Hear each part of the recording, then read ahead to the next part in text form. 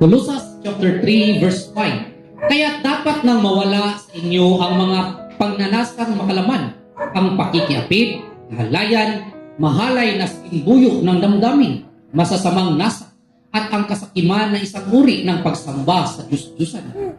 Kailangan makapag-depart.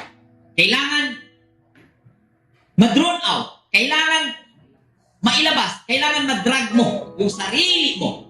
At paano mangyari? Ma-drag mo yung sarili mo. Kailangan mo na inner strength. Contemplation. To create inner strength. Makaka-iwas ka sa lahat ng ito. Posible!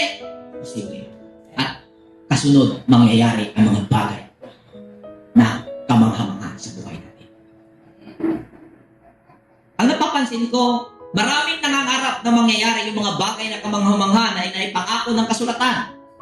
Ngunit, ang mga nakasaad dito ay hindi pa naiiwasan. Imposible. Usbon ko, mga hutba na lang imong mata, mga laong na lang imong mata, give me, di ka makabulang ani. Contemplation. Inner strength. To create inner strength. Wala yung paagi.